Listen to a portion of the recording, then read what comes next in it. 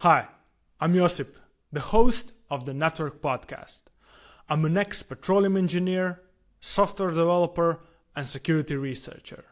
I founded Bura Security, a security shop that offers security auditing and advisory services with a special focus on cross-chain integrations and interoperability protocols. We've helped secure Layer 0, PancakeSwap, Centrifuge, Corn, and many other reputable projects in the space. If you're looking for security services, feel free to reach out through the contact that's in the description of this video. Hi Pablo, it's a pleasure to have you on the Network Podcast, and thanks for taking your time to talk with me. How are you doing? Very good, very good. Thanks for inviting me. A pleasure. Yeah. Thanks for coming. So I was checking your website, and it says you started with hacking when you were 14 years old, which is very early. What sparked your interest at such an early age? How did you even start with hacking, with computers? Yeah, I was in high school and there was a computer laboratory. I just went to the laboratory one day to see what was happening there. And there was a guy managing the laboratory who came and told me, "Hey, look at what you can do here." He started showing me some Trojans. I remember that back in 1999, it used to be a back orifice, netbus, and some what we call script keys stuff. You just needed to infect someone, send in a file, and then open some program, do some clicks, but you were not really understanding what was happening in the back, right? It was just for kidding, let's say. But then what happened was that I started learning more and more, and they said, "Hey, this is cool. I want to show this to more people." So I launched the website called Hakemate. And what I did was like something like learning in the public or something like that. I used to learn something. I went and I published that, the tool, an article, something like that, and that grew a lot. And then that's how I first got involved. Then back in that time too, there was a magazine. Well, the magazine still exists called 2600. It's a hacker magazine, and in the back of that hacker magazine, you had a list of cities, right? And in each one of these cities, there was a meetup the first month at 6 p.m. The first Friday of each month at 6 p.m., right? So you went to this list and it said, okay, Buenos Aires, San Francisco, New York, Tokyo, whatever. So you saw the address for Buenos Aires. So I started going to these meetings in Buenos Aires from people from the industry, getting to know them, learning there. And yeah, it was fascinating. I think that at the beginning, what I really liked was this thing of doing something that was not totally perhaps legal or something like that. So being a kid was like funny for me. So yeah, that's how I started. Yeah, just for fun. Yeah, cool. I remember back in like late 90s, there was a lot of like movies around the hacking culture, like hackers hijacking I don't know, a car or something, or just some like government thing. So yeah, I also remember it was quite interesting. I've never personally kind of got involved into computers at that age, but yeah, I know a lot of people were kind of really into this. So did you like Yeah, hack something? Did you try to hack something or? it was like first of all something that you have said that I forgot to say, but that was key in my experience was first Hackers, the movie, right? I watched the movie and I said, "Oh my God." That was like an explosion in my head. And then Matrix in 1999. Both movies like were a big influence for me, right? And then now, I mean, the stuff we used to have was like very simple stuff, just perhaps some website or some people that had their computer infected, but just for fun. I never deleted files from anyone. I never stole anything from anyone. In fact, sometimes that we used to do it, we used to leave some notes in the desktop for people like, hey, your computer is infected, you should do this, this, and this. But it was just for fun.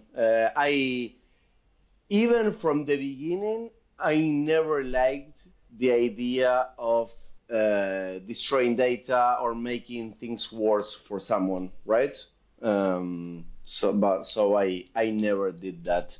But yeah, no big organization, no bank, nothing to see in a movie. Yeah, you didn't rob a bank, yeah, so No. not a good hacker. Yeah, exactly. And I also remember that in that when it started in that moment, that polemic between like how and when do you use the word hacker, right? I think that the word hacker is something positive. It's someone that is looking at how systems work, and you want to be able to use that system in another way, or you see that the system is meant to do A, B, and C, while you want to try to use it for X and Z too. So understanding how a system works, it can be anything, a computer, or how you can get into a party without doing the queue, or how you can get a better discount at some place. Understanding the system and seeing how you can use it in another way, that mindset, I think that it's key, and that's what I personally call a hacker, right? Then you have people that are breaking systems and stealing money. For me, they are just criminals, right?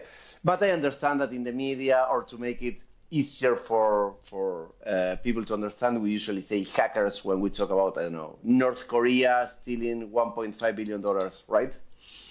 Yeah, sure. Um, so, like, you obviously spend a lot of time with Web2 security. How is it like different?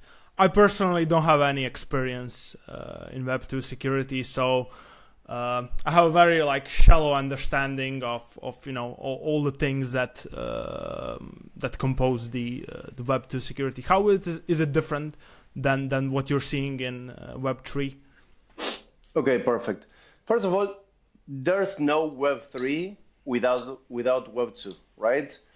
I mean, we have when we talk about perhaps Web3 security, some people have in their mind smart contracts, and that's it. In fact, I think that one of the biggest issues in the blockchain industry is thinking that security is auditing your smart contract, right?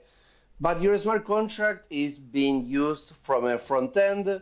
The front end is connected to a DNS. You have a domain. Your team has emails. You have this and this and that. So, having said you have Web3, but you also have Web2 connected, the main issue in Web3 is that no one was paying attention to Web2 security, right? So, what I saw, the main thing in common, and that was a very big surprise for me, is that lots of people were being stolen for millions or billions of dollars with the exact same techniques that we could have used 20 years ago, 25 years ago. Something as simple as saying, hey, Joseph, I'm going to send you this software so that we can have this call with better sound or this or that. So with some social engineering between you and me, I make you download something, you execute it, you are infected, I'm inside your machine, I take your stuff, I steal your crypto, whatever. So it's very similar. Basically, the problem that we have is that most companies are not paying attention to operational security. And nowadays, 99% of funds being lost are due to operational security. Why? Because the industry has gotten far better with smart contract security, right? Because we have very good companies doing smart contract audits, because we have bug-bounty platforms, because we have contests, because we have excellent security researchers. But the blockchain industry lacks Opsec security experts, right? We don't have enough. Uh, Now, sadly for the ecosystem, but also good in some other way, every time that we have a big security incident, like the Bybit hack, for example, where they hacked $1.5 billion, that's like an alert for everyone. And they say, oh, hey, let's stop. This could have happened to us. We have to pay attention here. And that's something that also happened in Web2 security, right? People start caring about security when they have a security compromise.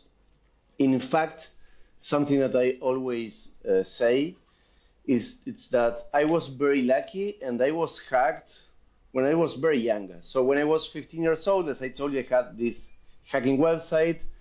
The funny thing during those times was you had like different hackers teams, and each team wanted to hack the other team, right? So I got hacked because I was so engineered, right? Someone I knew through a hacking chat told me, "Hey, you have this part of your website that has this bug, and it was a real bug. If you want to fix it, here you have the file that is fixing this code, and in that file, aside from fixing that bug, there was a shell." And so that person had then complete access to my server, right? So from that moment, being like having a security incident so young, I understood like, oh, when you're hacked, it's very, very bad, and you start seeing things very differently, right? Because you don't want that to happen to you again. It's pretty stressful. So why I'm saying this? Because what I'm seeing is that the blockchain industry is now reacting, right, to what we are seeing, very, very big hacks related to the Web2 infrastructure, and they are starting to pay attention, right? That's why in our company, in Opsec, we do what we do with them. So I think that we are going in the right direction now, but we have lots of work to do. Up to now, I still think that we are losing the battle. I posted something about this today.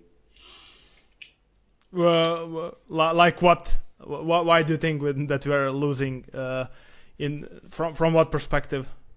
Yeah, I mean, we say, okay, with Bitcoin and with DeFi, we wanna evolve from traditional finance. We don't want middlemen and this and that. We want people to have sovereign money, to don't have governments controlling this and this and that. But at the same time, I think that the biggest problem that the industry has for mass adoption is security, right? Would you tell your mom or someone that is not so technical that they can just go and get some crypto, save it in a hot wallet, or go and do some swaps in Uniswap if we are full of phishing websites, drainers, and malware that will get your private keys or this and that? It's so dangerous that lots of people are not getting into the industry because of that. And also when some big bank, let's say JP Morgan, sees that $1.5 billion have been stolen from Bybit because of something that I think it could have been avoided. Yeah, sure. And that no money was a very small portion of the money was recovered, right? That speaks very bad of our industry. So I think that we have to make things better. We need to have products that are at the same time easier to use, but also safer for the user. The concept of saying, hey, all your funds depend on having these 12 words saved in a secret place. That doesn't stay, for sure. We are very bad at keeping secret things secret. It's very difficult. And at the same time, we need, as I was saying, more awareness about operational security. Because again, blockchain as a technology has not been broken. It's very secure, but the things that we are building on top rely on Web2 infrastructure, and there we have the same issues that we have had for 25 years. So if we don't fix that, I don't think that the industry is going to grow. Yeah, definitely. The security is one of the pillars. I think UX is also one big pillar, but these two things kind of come hand in hand, right? Also privacy is one big thing. There are a few things that definitely needs to be solved to achieve mass adoption. You said a lot of things. I want to kind of unpack some of these things and ask further questions. First, like you just mentioned, Bybit hack, it's 1.5 billion. Are there like equivalent, hacks in Web2 world or much bigger in terms of impact? Right? Maybe they're not. Maybe they don't have that big monetary value, right? But if you measure the impact of, I don't know, leaking personal data or some other impact, it might be even bigger. I might be wrong here. So what's your take? I remember when the Bybit hack happened, I did some research on. I first started seeing like, okay, which are the biggest Web3 hacks, and Bybit was number one. Then I said, okay, let's see all hacks in history, and Bybit was still number one. And then I said, okay, let's see any kind of robbery worldwide, right? If someone stole some piece of art from some museum or some bank or this or that. And I still think that Bybit is number one, living like not including some country going and stealing some land from some other country. Bybit hack is number one.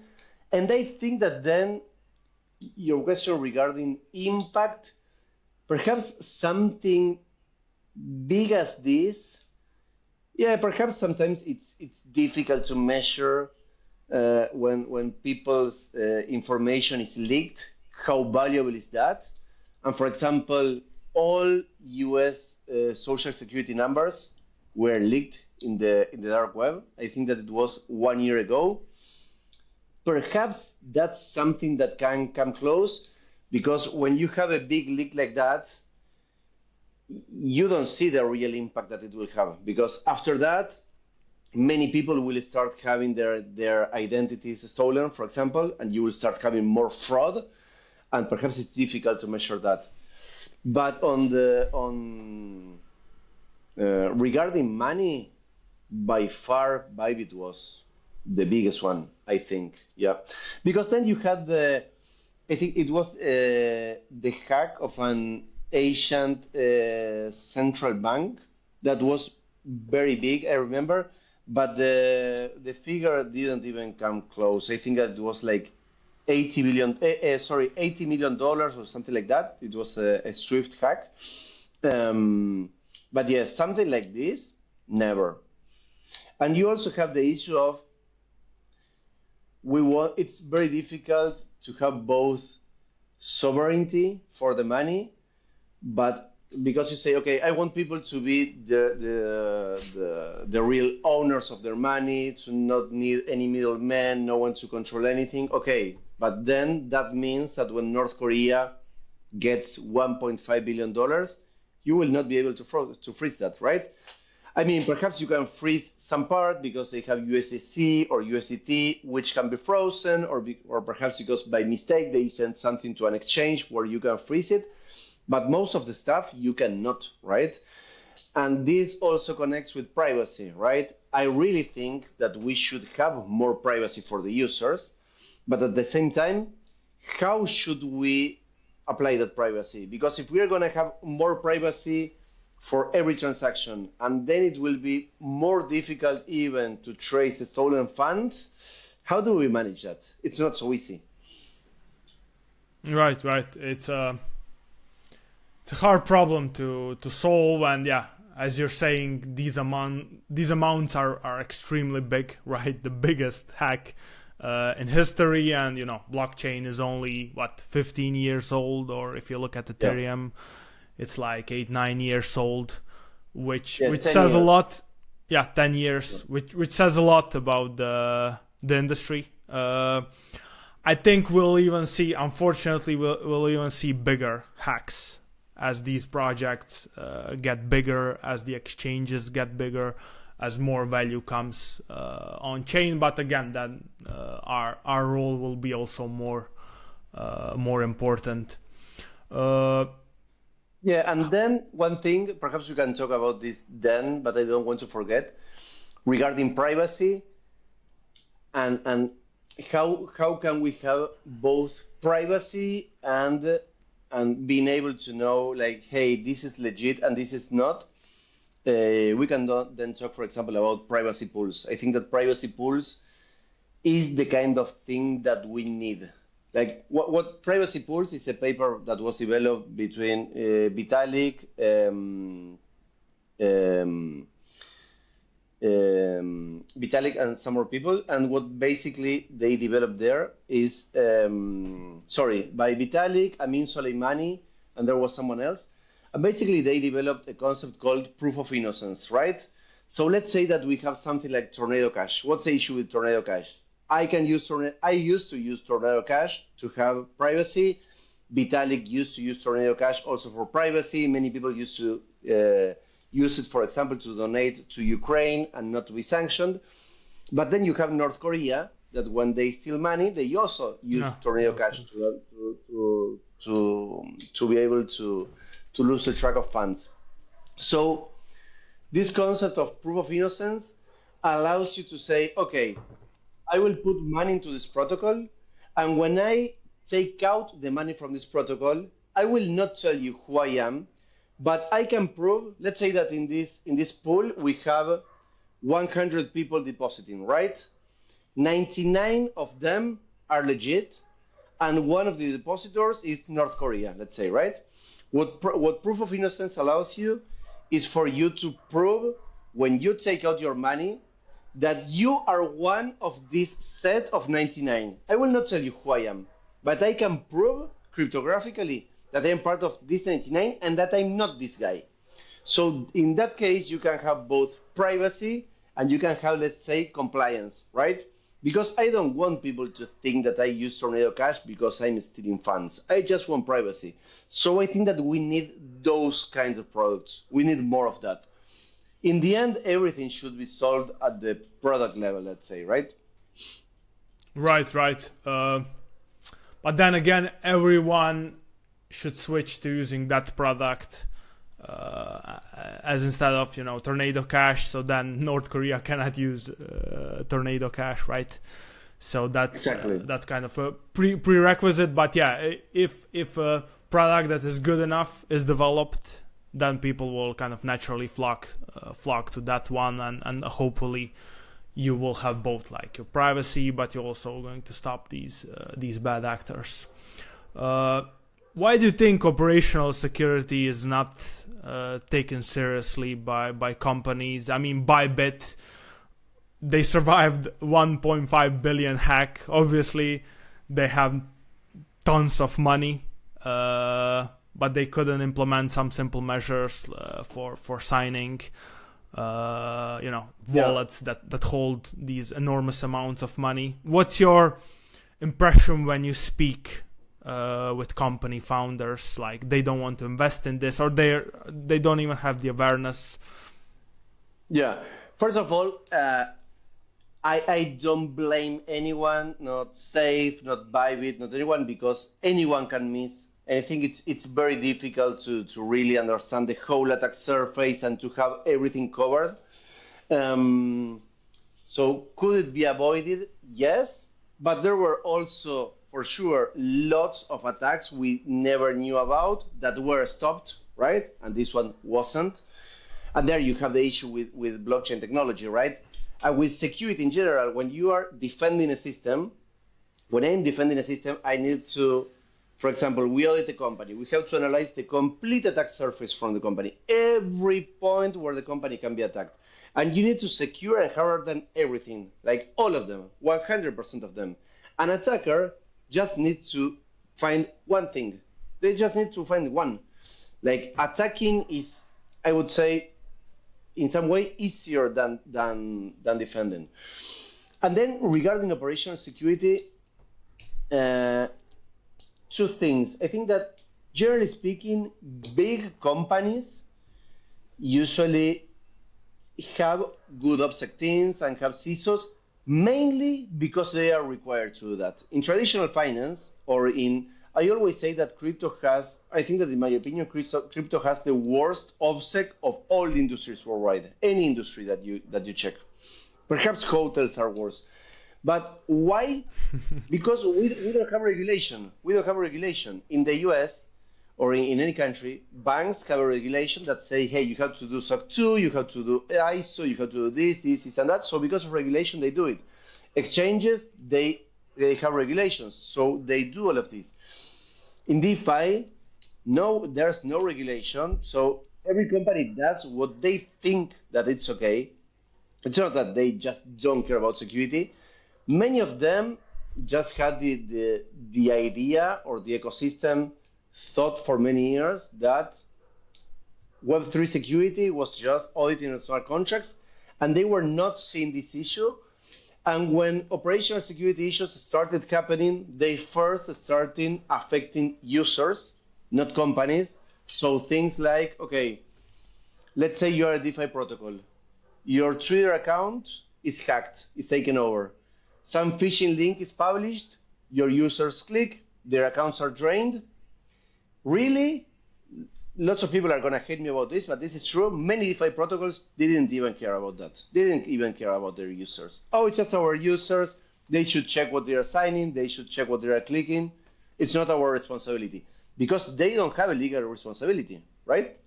Yeah. So first, users started being affected. Then threat actors started changing their strategy, let's say, and when they saw that smart contract security had gotten far better, they started targeting companies with Web 2 hacking techniques, mainly social engineering, and their companies started to be affected. And there you were seeing lots of private key leakage, malware. Because of what? Because of social engineering, because of fake interviews, because of some malware being installed in your computer. We started seeing domain hijacks, account takeovers, lots of stuff. And when companies started seeing their treasuries being affected or their pools being drained, there they started putting attention. But sadly, they started doing it when because of a reaction, right? But I think that it was mainly because most of security people that we have in the crypto ecosystem don't come from Web 2 security, right? We don't have many people coming from Web 2 security in Web 3 security. That's an issue. In fact, I think that people that I consider that are really, really good with Web 2 security working in Web 3 security, you don't even have 20 in the industry. No. For example, I don't know, Peter Kaczerginski, Mata from the Red Guild, Andrew Mohawk from Privy, and then you have perhaps 15 more, but it's not enough, right? People who are really, really good. So that mindset was not here, and until we didn't have issues, there was no attention there. But now that luckily it has changed, they are putting lots of attention there now, so let's hope it changes. Yeah, but when you're describing this, it sounds like the attack surface is so big, right?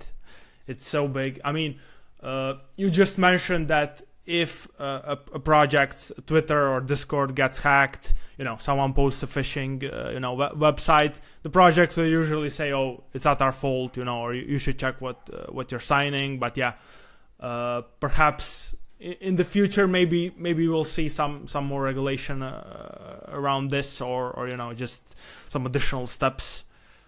Yeah, I hope we don't need I hope we don't need regulation and companies start realizing, hey, this is a big issue. In fact, it's already happening, because I wouldn't like the idea of needing regulation for companies that we want to not have any kind of regulation, to do this, right? And there we go back again to this decentralization thing. On the other side, you have organizations like SEAL, Security Alliance, that was founded by Sam Sisi-Sun, where there's a very, very big effort being done to have more awareness in the ecosystem about all of this stuff. They work a lot. They're doing a tremendous work there. You have like 100 white hat hackers that are into this organization. You have many initiatives, and they are doing both awareness and also like lots of initiatives. For example, let's say SEAL 911, right? So you have a hotline that if someone is trained or a protocol is hacked or a private key is leaked or whatever security incident is out there, you can connect to this hotline and you have people who are the best in the ecosystem. You have Caspal Caversacho, for example, who are managing this, and you will have the best attention that you can have and support, and they will help you solve that. Or you have, for example, War Games, right, at SEAL, that is led by Isaac Patka from Shield 3, where they teach DeFi protocols how to have policies and playbooks to know what you have to do in the event that your protocol is hacked. And they run these live drills, right? So they say, okay, we are going to deploy your protocol in a testnet. We're going to simulate an attack, and you will have to act like the day that you have a real incident. Why? Because planning what you are going to do during an incident and then having the incident for real and doing that, it's very different, right? And then you have also other initiatives like Safe Harbor Agreement. You have a big issue that is, let's say that right now Uniswap is being hacked, right? And you are seeing in Etherscan how the attacker is draining some pools. A white hat hacker could go, replicate the attack, get the funds, and then give them back to Uniswap, right? But perhaps if you do that, depending on what country you live or in what country Uniswap is, you can get sued, right? And you can get an issue. You can have an issue for that, a legal issue. So what SEAL did there is they created this legal framework that many protocols have signed and agreed to, that where they basically give the rules and they say, okay, if our protocol is being attacked, I allow you to go and take the funds, and then when you take the funds, you will have to send them to this address, and I will give you, I don't know, 5% of that with a cap of $500,000, for example, right? So in that way, you are protecting protocols because you allow white hat hackers to intervene in the case of an attack, and you're also protecting white hat hackers so that they don't get sued. And they also have a legal fund in case you have an issue. So I think that SEAL, Security Alliance, is my biggest hope for the future of the industry. It's very, very good work is being done there. Right. I mean, I guess everyone knows about SEAL at this point, or at least I hope they know. Yeah. I think the SEAL 911 is the most popular, and if you're getting hacked, you're going to call them. Well, perhaps these other initiatives are a bit less popular and less known, but they definitely make sense. Especially this simulation. What would you do if you get hacked? I think this is because then you start the project, tech team starts to think, you start this muscle, and then you might do something else, you might add some other measures down the line, which I think is very important. Yeah, and there's also one that is very, very good called Frameworks, led by Mata from the Red Guild, where they are doing a very good job regarding operational security, where basically what they are doing is saying, okay, you want to harden your Twitter account, this is what you have to do. You want to harden your Discord, this is what you have to do. Like having detailed step by step, what is it that you have to do for each platform that you want to harden. The issue with that is that it is a lot of work, right? This is something I wanted to talk before and I forgot. It is a lot of work, and I would say that 95% of crypto companies don't have someone dedicated to security. So what we usually see is that we say, okay, who's in charge of security? Okay, the CTO is in charge of security. Great. Perhaps he knows a lot about security, but he has a lot of work to do.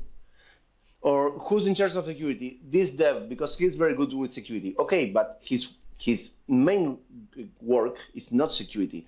So if you don't have someone that is 100% dedicated to security, who's gonna do that endless list of things that you have to be doing every month to be safe? Because this is a cat and mouse game. You have to be all the time doing stuff, right? If you like, security is not a one-time thing. It's a process, right? It's a mindset that you need to have for your whole team, and it's a process that you have to be applying in your whole company and all the time. Right. So you're, I guess, a strong proponent of having at least probably a minimum of one person who's like an in-house security researcher, or security person, and ideally he would be very high, in the hierarchy, probably CTO or co-founder. Yeah, I mean, ideally you will have a CEO, a CTO, and a CISO. So a C-level that is dedicated to security. That is not a CTO, because CTO has to do technology stuff and security has to do their stuff. It's a lot of work. In fact, that's against my business, right? My business at Opsek, what we do is we go and we do operational security audits and trainings for all of these companies. Perhaps if they had a team doing security, some of the things that we do, they would have already done them. But anyways, I always tell them, hey, we are going to do all of this. You can also hire us to have us like security, to have a security expert as a service. But anyways, even if I know that they are not going to hire me anymore for security as a service, I tell them, you should have someone dedicated to security. And many times they tell me, why do you say that if it's against your business? Because I am 100% convinced that it's in my interest. Why? If security doesn't get better, the industry will not grow. I'm 100% sure of that. There are very few things I'm sure about in my life, but that's one. So if I want to grow 10x, I need the industry to grow 10x. And the industry will not grow if you don't have better security. So, I mean, every time there's a security incident, we have lots of more work, right? That happens every time. There's a big hack, we have lots of work. Like, it explodes the demand. But I don't like that, because I know that in the long term, it's not good. So to go back to the question, yeah, every company should have someone doing security. I would say that also one problem is saying, okay, we cannot pay someone that has 10 years of experience because it's a lot of money. Yeah, it's true, it's a lot of money. Okay, perhaps have someone that doesn't have 10 years, that has three years. Okay, but you have someone that is taking care of security all the time. You have someone with that mindset inside your company, it's very, very different. And in the end, it always pays. Because I always say, it's not a matter of will you be hacked or will I be hacked? It's a matter of time.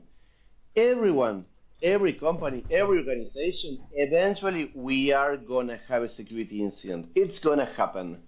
So if you have someone inside the organization that has already thought about that and that says, hey, the day that Pablito is hacked, this will be the damage because Pablito only has access to this, and we have thought about this case, it will be okay. If no one has thought about that, and you have the general case that is the founder, the founder that perhaps is the CEO, that is not so technical, having access to everything, one person hacked, the company disappears. And that's one of the bigger problems. Right. I mean, the issue is that security is not generating any revenue. I was talking with with another security researcher. He was part of a security team in one exchange, and then he went on to freelance and so on. And he was telling me exactly this point that some teams just don't want to invest into it. They'd rather get hacked. They'd rather push the limit until something happens, because they consider it to be like non-revenue generating part of the business, so it doesn't contribute to growth, which is true. But yeah, 100%. In fact, having a very good security posture will perhaps make you go a bit slower, right? Because you say, okay, yeah, like for example, something that happened with smart contracts, but that the industry finally understood it. Okay, my smart contract is ready. When does the CEO want to launch? Now, today, yesterday. They want to today. No, the audit, we need 6 months for the audit. No, we don't have 6 months. We have 4 weeks. Let's launch it today. Okay, they launch it. 3 months later, protocol is hacked, right? The industry learned from that, and now I would think that no one puts money in a protocol that has not been audited by a top firm, right? That's something that is a standard, right? So what we need is now for people and projects to understand, okay, you remember that when you go to a protocol, you check, yeah, it was audited, smart contracts were audited by Open Zeppelin, Certora, Trailbits, or CoinSpec, very good companies. Okay, now we can trust this. I think that in the near future, people are going to start caring and saying, okay, did this company have a good Opsek audit? Yes or no? Because I have not seen any company that after the hack hasn't said, oh, okay, we should have done this, right? We should have done it. At the end, they realize it. But it's true, security doesn't generate revenue. Perhaps we should do some research on what's the impact of not paying attention to this. But in the end, it doesn't generate revenue, but it's like some kind of stop loss. It stops you from losing everything. Yeah. I mean, there's that. But when it comes to just smart contract security, if you do hire like in-house security researcher and it's a good one, he's probably going to consult you not to have too much code to reduce the complexity. So that also kind of reduces the cost of audits down the line. If you just put a few devs that like to ship a lot of code today with AI, it can blow the code. It gets too complex. Then you get to part when you need to do an audit, and then it's a huge amount of money. So there is like definitely cost benefit, but it's not that tangible. It's not easy to see. I think that's also an issue. Yeah, and one more thing related to that. I always remember one guy, I don't know who was, that said, when I see a company that has an innovation lab, that's a red flag, because innovation is only inside that place. And the same is happening with AI now, right? Like we have the AI department. Now, AI, like everyone should be using AI. I think that relating to that, you should have someone doing security, 100%. But you should also have all your company trained with a security mindset, right? HR, human resources, should know how to detect if someone that is applying for a job is a North Korea operative. Why? Because lots of crypto companies have hired North Koreans and then they are hacked. Marketing teams should know how to manage social media in the correct way for that not to be hacked, and should know what they do when they receive a link or an invite for a podcast, right? Yeah. Devs should know how they have to push code in a secure way, so that if one day their device is hacked, they don't push malicious code. Or they should know about dependencies. What happened the other day with the JavaScript libraries, that with 2 billion downloads per week, and that library being infected, that was crazy. Also, business development people are all the time getting into calls with people they don't know. They are opening PDFs from people they don't know. They are clicking this link. So you need everyone to be trained so that everyone has this small paranoia thing, right? Being paranoid is the only thing that will keep you alive in this industry, right? The only thing. And also, one more thing, in the end, many times what I see is that we have like two kinds of attacks: very sophisticated attacks and also some very basic things, right? I keep on seeing daily people losing because they send me DMs, right? They write me privately. People losing millions of dollars, not thousands of dollars, because they are using a hot wallet. So how stupid do you need to be in order to have, let's say, 20 Bitcoin in a hot wallet, like not buying a ledger that is $100?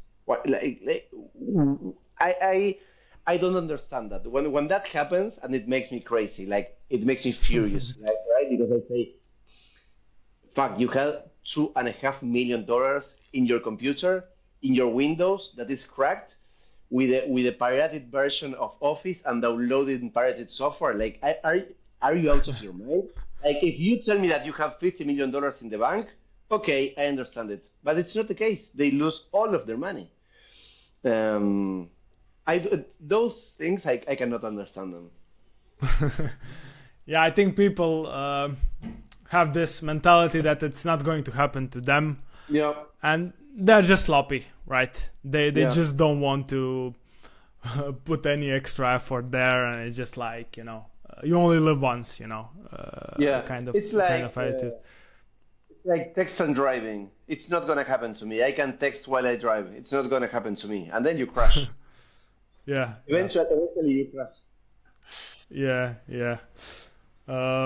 So you mentioned one point which is also very interesting, and this is insiders in companies. There's this obvious case of North Koreans or just some hackers infiltrating a company, but there is kind of more subtle case when maybe someone from your even security team or development team, then they start to having these thoughts of doing something, or they're contacted by someone, the person is offering them money and so on. How do you stop this? How do you tackle this? Perfect. Well, I have like 99% of the people in this industry don't agree with this that I say, but for example, in Web2 security, more than half of hacks used to be from employees or ex-employees. Okay, I don't think that we are the exception, right? So I think that many people say no, people have ethics. Yeah, ethics, but let's say that you are the founder from some DeFi protocol. I work for you. I am a coder, right? You pay me a very good salary, and you also have a bug bounty for people finding a bug in the platform in some bug bounty platform, right? But as I'm an employee, you will not pay me a bug bounty if I find a bug in production, because you're already paying me my salary, right? And I'm all the day looking at the code because I developed that code, right? So the day that code is in production and has $100 million in it, and I work at the company and I find a bug, I have three options. Option number one, I report it to you. We fix it, and that's it. I get nothing, or perhaps I get something, but usually they get nothing. Option number two, what usually happens is that they call some friend and they say, hey, I have found this, you report it, you get the bounty. That's dangerous, right? Because it could be hacked. Or option number three, some people can be the person with the best ethics in the world, but when they see the possibility of having $20 million for them, that ethics, they disappear, right? So I'm convinced that this can happen. This has happened. There have been many cases where this has been discovered, right? So So how do we manage this? First of all, I say that first of all, any person at the company can be compromised. So I always say that no person in a company, we always say this, should have enough access or enough power to control everything. No one, because of many things. Because that person may turn evil. Because that person may be compromised. Because that person maybe is kidnapped, whatever. So what we do is we develop a security framework and systems and policies that if anyone is compromised or anyone wants to do some harm, it will be or very contained or they will not be able to do some actions because they will need the approval from someone else, right? And then regarding to giving like allowing employees to get back bounties and all of that, I think that it's a bit complicated. It's not as easy as saying, okay, you are an employee, now you can also get the back bounty. Because, yeah, you could say, okay, but in that place, the employee has the incentive of pushing some vulnerability so that then he finds it, right? So I am not saying that this can be solved easily. I'm not saying that I know everything and industry doesn't know anything. No, I don't consider that. But what I consider is that, right, you should develop systems that will prevent from really big harm done to your organization when some security compromise happens, because it will happen. And then knowing that no one in your organization will turn evil, yeah, you can. I mean, having small teams is very good, right? That's the first thing, and that's something good about DeFi. Generally speaking, you have small teams that have their incentives aligned for everything to work smoothly, let's say. But at the same time, I think that you never know. People are not predictable. Anyone, no one. Right. Yeah, right. It does sound like a very hard problem to solve. I don't know if you're familiar with the ZK contest, that ZK Sync contest that went on Code for Arena. It was like an incident maybe 1 or 2 years ago where one of the employees was also submitting bugs there to competitive audit, and he won like, I don't know, $100,000 or something, but they managed to discover it. And yeah, it's an extremely hard problem to solve. I think the organization should have some very strong culture, right? Just to ingrain some values, and you know, if someone is really bad, then you cannot do anything. But at least just mentioning some ethics and just speaking about these things can also help. And just, you know, saying, okay, if you do find a bug, you know, you will get some recognition, maybe you're gonna get some payment or something, you know. I think this helps. Yeah, and I think that also something that helps a lot.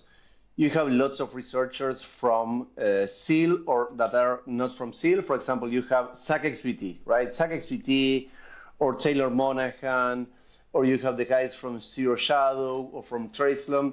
You have companies and you have people who are doing the work of tracing attackers, tracing funds.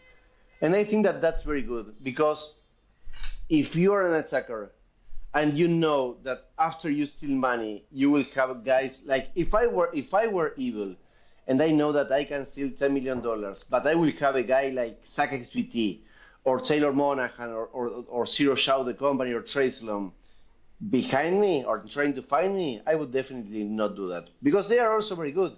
I mean, anyone can make mistakes. In fact, you see many hacks where you see very advanced things, but like the hack was very advanced, but then how they move the money is not. So anyone can be found in the end, right? I don't think that if I were a threat actor and I stole some money, I would not sleep good. So I think that doing that work of tracing funds, freezing money, and having these teams trying to find these people will also make it less attractive in the future. Right. So you cannot like 100% stop it, but you can make it harder. You can scare people, right? Not to do something bad. Yeah, that's a reasonable one. So you already said a lot about how do you train companies and so on, but can you just kind of run, so if a company hires Opsek, which is your company for operational security audits, how does this look like? What do you do? How do you start? How do you assess the security posture of a project? Yeah, perfect.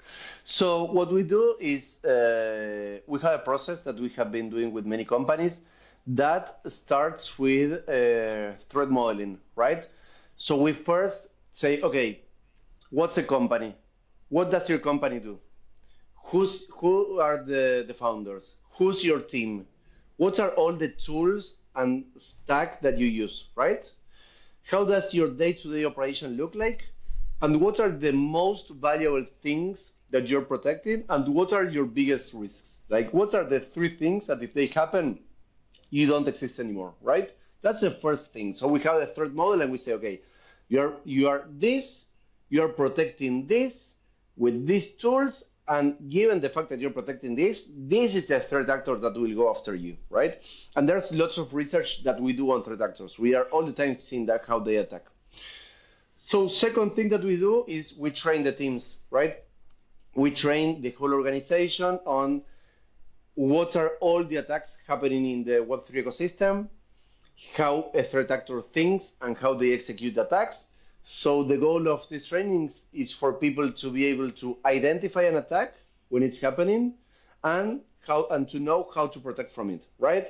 And as I said, aside from this general training for all the companies, we have specific trainings for HR, marketing, business development, devs, founders, etc. No, those four. I'm missing one. I don't remember one. Then third thing that we do is multi-sig audits. If the company has multi-sigs, we check which are the multi-sigs, who are the signers, what's the threshold, what hardware wallets they are using, what frontends they are using, how they sign, how they verify, how they simulate, how they have generated the private key, if they keep the seed or not, if you travel with your hardware wallet or not, what do you do during an airport, in a conference, and we help them develop the policies for these multi-sigs, right? Then we do OSINT research, and that means that we do a deep research of open source intelligence about the company and the team. And that means we check that everyone is legit.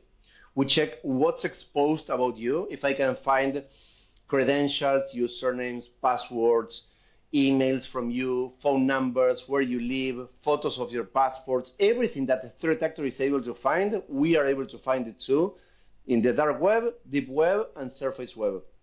And also something that we do there is we say, okay, we found that this is your phone number, and this phone number is from AT&T. If we SIM swap this phone number, we will be able to hack this, and this account, right? So we detect all of that stuff.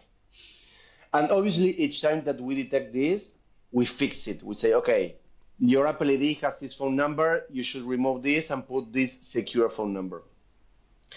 Then after this, we do the operational security audit itself for the company. And that means that we check everything from the company, like beginning from the domain, the DNS, the Google Workspace, the Slack, their Discord, the password manager, the Twitter account, the Telegram account, how they are managing GitHub, cloud, everything, and we secure everything. And then we do the same for the team. We make groups of 5 people each. We get into calls and we say, okay, now we are gonna secure your MacBooks. So let's go. Apple ID security. Now firewalls. Now put in an EDR. Now we are gonna secure your Gmail. Now your password managers. Now your YubiKeys. Now your X account, now your mobile phone. So we configure everything securely with them. And then at the end, we give them a report for all the work that has been done. So something that I really like about our process is that Usually some companies in Web2 security used to send you like a big list, like, okay, this is what we have found. These are the 250 things that you have to do. Okay, yeah, no one will do that. So we don't like that approach. We don't care about checklists. We don't care about SOC 2 and this certification and this and that, because I think that for blockchain, they they are useful, but they are not enough. Like we know, hey, threat actors are doing this, and this. We are gonna protect you from all of this, right? So we go directly to the point and we fix it with them, and we tell the company, hey, we know that when we finish the process, everything that has been done, you don't have to do anything else. So Yeah. this looks like a lot of stuff. So how Yeah, how it's a long lot is of stuff. this? How long is this like for a company like small DeFi project that maybe has, I don't know, 15 to 20 people employed? Yeah, How? we usually do it in a month. Yeah, for companies with 15 people, we usually do it in a month. It's a lot of work, but we try to do we try to get the less amount of hours from employees as possible, right? It depends. Some companies say, okay, we're gonna stop everything and we're gonna dedicate this whole week and we do everything in a week and a half. And some other companies say, okay, we want to dedicate 1 hour and a half a day or 2 hours, and we do it in a month, but usually between three weeks and a month. And something that makes me very happy is seeing that really we always find so many stuff. That's very good. We haven't not had any case where we say, okay, yeah, we didn't find anything, no, yeah, like everything's correct. We always find lots of stuff, and we also learn a lot from each audit that we do and from our clients, right? Many things are not so obvious, right? So we have to discuss with them. It's not the same configuration for the, I don't know, let's say that we have to configure your Google workspace. It's not the same case for a company that has 15 employees, whose employees all work in the same cowork, than a company that has 15 employees around the world. Everyone has their own laptop that they use for personal use and for work. Every company is different. Every company has different objectives and operations, and we always try to develop systems and frameworks that will keep them safe, but that will allow them to keep working without any issue, any problem. Right. And I guess most crypto companies, if not all, are remote first, so they have employees all over the world. Most people just use their laptop for anything, right? Besides work. So yeah, the attack surface is bigger there. You also mentioned on your website you work with ultra high net worth individuals. So these are people that have, I don't know, $10 million or more, $20 million. I'm not sure on the exact definition. How was your experience working with them? Are they paranoid? Are they aware that they're a target? Or some of them are just kind of chill? How has your experience been working with these people?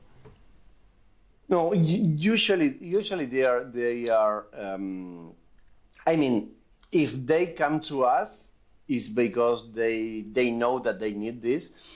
In fact, there's something funny that I have found is that the more technical someone is, the bigger an issue. And the issue is that when someone thinks that is secure and that they are doing everything safe, like let's say a myth.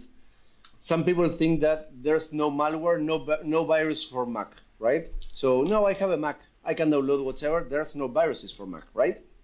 So that false sense of security is ultra dangerous, ultra dangerous. And something that we see is that the more technical some people are, the they feel safer, right? But they are not safer. No, perhaps someone has been coding for 20 years. They're very, very, very good, or they're very good smart contract security auditors. Very good, right? Very good. And because of that, many people think, no, my security is okay. I'm okay with all of this. I don't need any of this. So they don't pay attention. And on the other side, you have people that perhaps are not so technical. They are investors or they just bought Bitcoin early or whatever, but they see what's happening in the ecosystem and they know that this can affect them. And they are many times the best clients because you tell them, okay, we have to do this, this, and this, and they go out and they do it, right? Many other people are, okay, for example, I consider that everyone should use a firewall if they are using a Mac, right? Why? Because the day that your MacBook is infected and the malware wants to steal your private keys, the firewall will stop it when it tries to send the private key to a threat actor. Well, many technical people will tell you, no, I will not install that in my computer because I don't want to install that because of this and this and that. Okay, if you're a very, very good security researcher with a deep knowledge of operational security, I can buy that. Okay, perfect. Do not install anything. But then if you're just good at coding or whatever, you can be the best coder in the world. That doesn't mean that you will not be social engineered in the future, right? So many times it happens that many people think that because you are very, very technical or very good at something, you're okay or you don't need this stuff. And in the end, they would have needed. We have had many cases of developers or even smart contract security auditors being drained, right? Because of not having these simple tools that perhaps someone that is far more basic already have, because they don't like they just read, hey, you have to do this, and they trust you, right? So yeah, working with high net worth individuals, it depends on who you're working with, but basically up to now we have had a nice experience. Sadly, I had an experience with one person that I remember that I met 4 years ago, and was telling me, yeah, I'm managing my funds in this way. I told him that you should not do it in that way. Do not do it in that way. You should do this, this, and that. He told, no, we are okay. I know what I am doing. And last year that person was hacked and he lost $15 million. 15. It's a lot of money. Like the person was ruined, basically. And I cannot get out that of my head because I remember exactly the moment when I was saying, hey, do not hire me. Like I will send you for free everything that you have to do, but stop doing what you're doing. And he said, no, I know exactly what I'm doing. I'm not going to be infected. I'm not one of those guys. I know what the phishing link looks like. I do not download anything. I remember I told him, I do this for a living, and I know that one day they are going to infect me. It's going to happen to me. It's going to happen to anyone. You're not special. I'm not special. No one is special. And well, those kind of cases they are sad. I don't like that. I don't like saying, oh yeah, I told you. No, I never do that. Yeah. Do you notice, like, obviously you have to be paranoid to be in security. Do you notice that this has spilled in other areas of your life, like being too cautious about things? And also, like, do these things like haunt you? Like these, like maybe clients or people that you have talked with and don't they don't do as said, they don't want to accept some recommendation to improve their posture. Like, does this happen ever? Or so could you repeat the second question? Yeah, so you just mentioned you're giving this person a recommendation what to do, and he was arrogant. He didn't want to listen to you. He ended up getting hacked. I guess there are also other instances of this. So does this ever kind of haunt you? Do you ever think about this? And yeah, I mean, what as I was telling you, an issue that we used to have when we started doing audits for people or for companies was the thing of convincing technical people of doing some stuff they did not want to do. In the end, what we realized is that what was very, very good, what the most effective thing was not telling you technically why you needed to install a firewall, or why you needed to have an EDR in your computer, or why you needed to buy a YubiKey. But the most effective thing is telling stories, right? Telling stories. Okay, so that's why you remember that I said that before doing the Opsek audits for team members, we do the trainings. And our trainings are not like saying, okay, you have to use a YubiKey. No, our training is for everything that we say that you have to do, you have 15 minutes or 10 minutes before that telling you a story of this had this, ended in this thing. And this is the reason why you have to use a YubiKey. So in that way, people really understand, oh, okay, that's the reason why. I will give you a very simple example. Many people think, oh, a YubiKey, I have to buy some hardware to spend $60 just for 2FA. I have Google Authenticator. What's the need for that? What is it gonna? Is it really gonna add more security? That's not gonna happen to me. So, for example, let's think about this. Where do people store most of their passwords? In Google Chrome, right? Google Chrome is synchronized with what? With your Gmail account. So everything is stored in your Gmail account.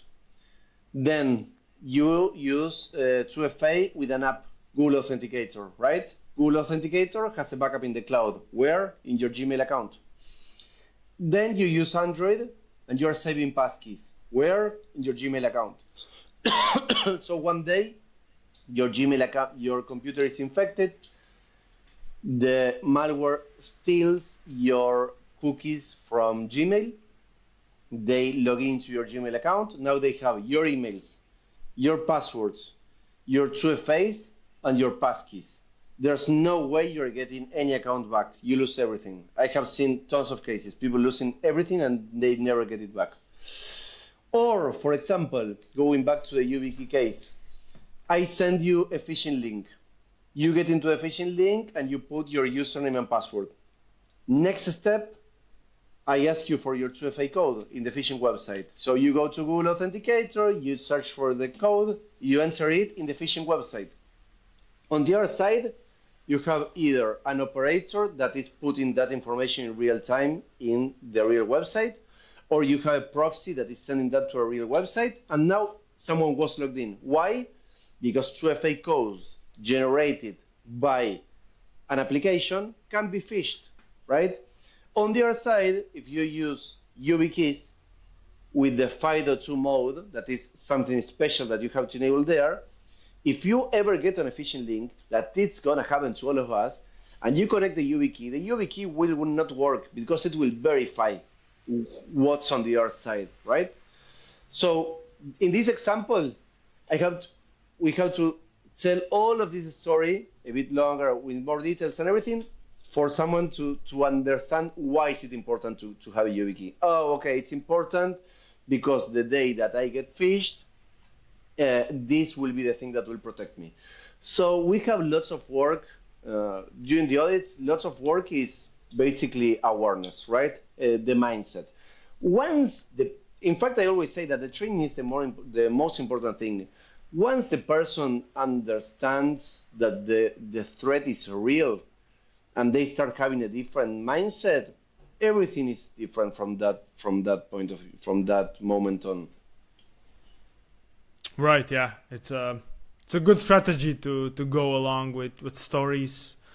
Like if you just tell a few stories, I guess you scare people. Like they start thinking, okay, if my Gmail gets hacked, it's basically it's connected with everything else. My life is going to literally be ruined. I'll have to make all of these new accounts, and what not. So yeah, it's probably a very good way. You mentioned like a lot of hacks are social engineering. Do you have some story, like one crazy social engineering attack that happened? Yeah, yeah, totally. There are many. There are two. One that, well, the one that was successful, that was one of the biggest hacks, was the one you remember the running bridge hack, where they basically you had running, that was the chain from this game. What was the name of the game? Well, from a game that was very big. Now I forgot it. Axie Infinity, or Axie is Infinity. that one? Axie Yeah. Infinity. Exactly, yeah. And so what they did, there was they had like 9 validators that control the chain, and the threat actor knew that there was someone at the company that was controlling 4 out of those 9 signatures. So they were first able to get one signature from some server, and then they knew that this guy was managing the rest. He should have managed only 3 of them, but as just one guy had been offboarded or something like that, they said, okay, temporarily you're gonna manage all of these signatures, right? Which is a big mistake, right? The reason to have many people signing is for them to be different people, different devices, different networks. So what they did is they sent a job offer to this guy for a very big important role. They did a series of interviews, lots of interviews with the cameras on, with like a psychological interview, technical interview, and this and this and this and that. And in the last step, they, like in the 6th interview, where you're already trusting the person on the other side, they sent him a PDF that was infected. The guy opened the PDF, his computer got compromised, they got the 4 private keys for those validators, and $600 million were stolen. Crazy, crazy. And then there's one more that I really like that was not successful. And this one is really good. It's a technique called relay fake B. Imagine this. Let's say that we are, let's say that you know me, right? We have met in many conferences or this and that.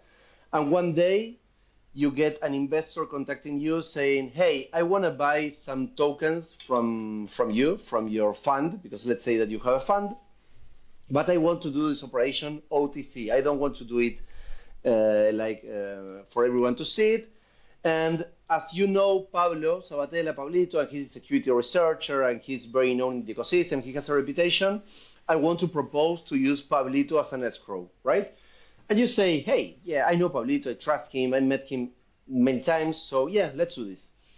So this is happening, let's say, in Discord, right? So you say, hey, Pablito, join in this channel with us. So I join the channel there. You say, we're going to do this operation, okay? And then this anonymous investor says, okay, for security reasons, let's continue this conversation in Telegram, right?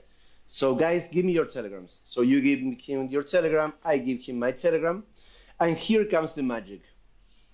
Instead of creating one Telegram channel, he will create 2 Telegram channels. In one, he will impersonate you, and in the other one, he will impersonate me. So in one channel, you will have Joseph, fake Pablito, and the investor, and in the other one, Pablito, fake Joseph, and the investor, right? So he will start copying what I write in a channel, in the other channel. Then he will also copy what you reply in the other channel. So I will see that you are speaking the way that you always speak, in the same way and everything. So nothing will be different, and all of that. And the conversation will continue until a moment where I say, okay, guys, Joseph transfer the tokens here, and you transfer the tokens to the same address. And when I receive them, I will send them to both of you. And the only thing that the attacker does is the address that I paste in this channel, he pastes another address in the other channel, right? And there comes the scam. So basically, this luckily didn't happen to these guys, because these guys had a procedure that was, whenever we are doing a transaction, even if it's big or small, even if we don't suspect anything, we have a second channel where we verify, like, hey, is this the address where we have to transfer? No, it's not. Like, what the fuck? If you are telling me this, and until they realized this, it took them some time. This is a very, very, very good attack. Very difficult to detect. Very difficult to detect. Real A, fake B, and it's happening. Not a lot, but most of the attacks have been successful. The ones that we have seen. That's why you need procedures, right?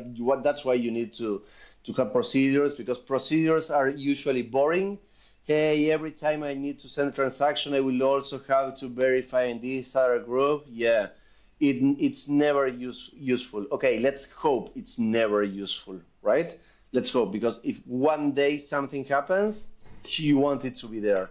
It's like, every time perhaps this happened to you, every time I get out of my house, many times I say, oh, did I close the door? And I go back and I check, and it's always closed, right? Always. But I remember that once, it happened to me once in my life, it was not closed. So I said, okay, this was the reason I am always going back and checking, right? For this only time. Because an attacker just needs one opportunity. You cannot miss, you defending a system, you cannot miss anything. They just need to find one vulnerability. Right. It's and these attacks are sophisticated, and as you said, if you don't have a procedure, you will always default to the something that is easiest to do at that moment, just to get just to get things done, just to get job done. I actually know one team that I think suffered this attack, the second attack that you just described. I don't know all the details, but something along these lines, that they had some separate groups with this supposed investor, and then they were sending some tokens. It was messy. 90% of the attacks that we are seeing today are because of social engineering, and they start because we don't verify who we are talking to. Like, for example, we are doing this podcast because Jocelyn introduced us, right? So we said, hey, I know this guy, and he made the introduction, and then I can check if it's really you.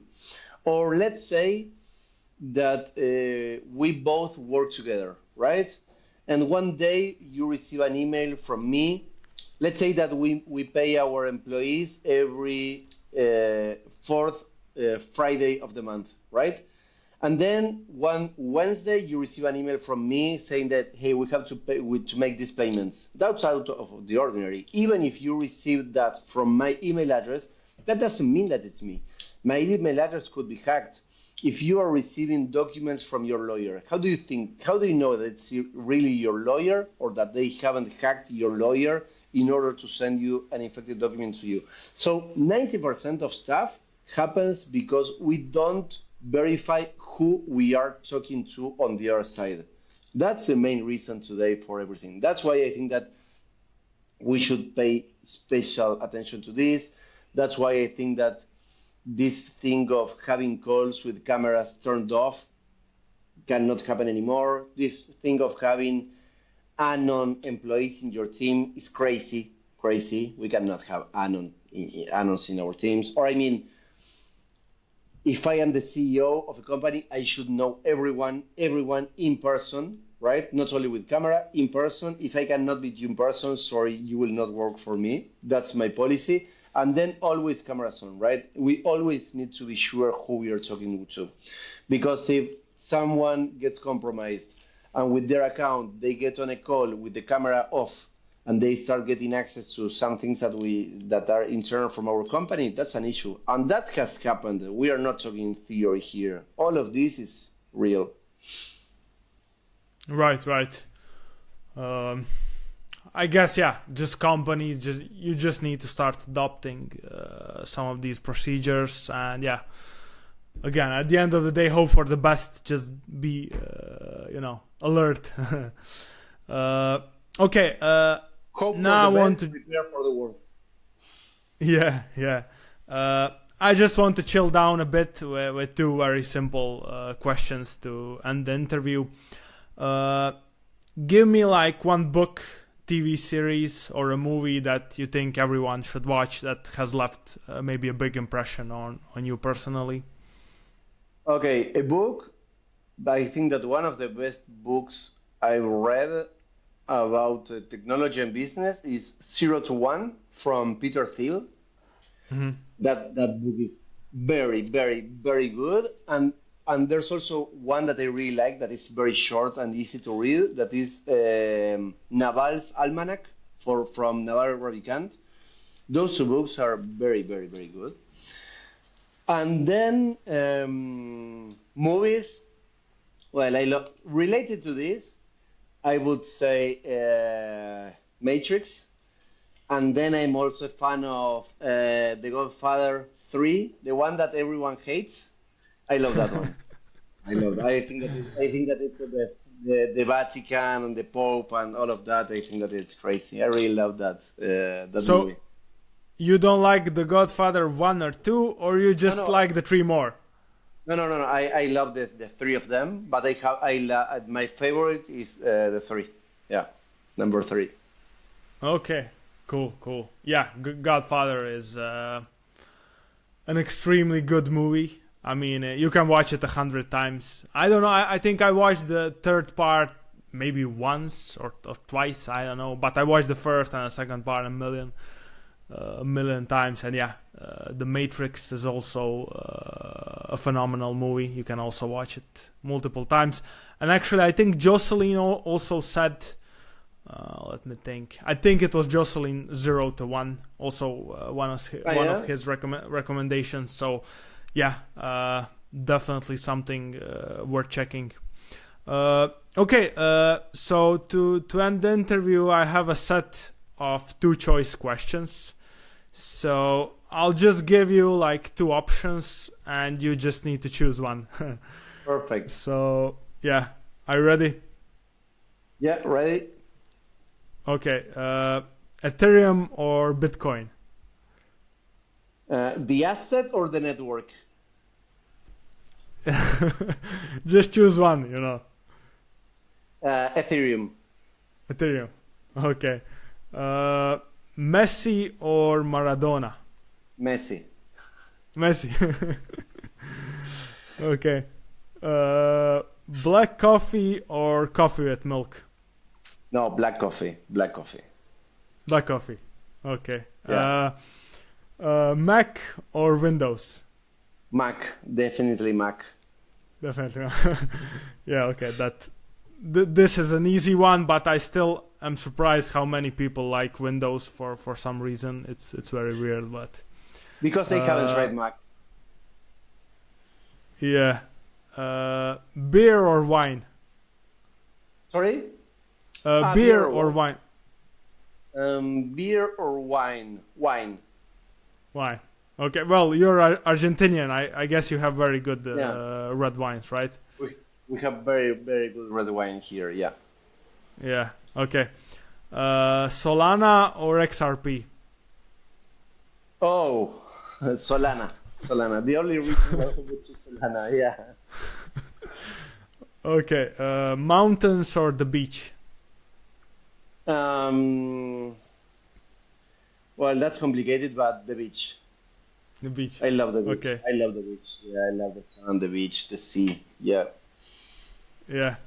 And final one, working from home or from the office? Working from the office. Yeah, I don't like working from home anymore. I like having the option, but I prefer working from the office. Yeah, if not, I never stop working. I'm working 24/7. Yeah. Yeah. Cool. Okay, Pablo. It was a great interview. I mean, thanks for sharing everything about operational security and other topics. If you have some final words, where can people find you? Where can they learn more about Opsek? Just feel free to share. Yeah, they can find me on Twitter, like pablito.eth, or at Opsek is opsek with a K.io, and I highly recommend everyone, if they don't know what we're talking about, to check what Security Alliance is doing too. And if you think that you can contribute to Security Alliance, to contact, because we need more people. Yep. So Okay. thank you very much for inviting me. It's been great. Yeah, cool. Thanks for coming. Bye. Thank you.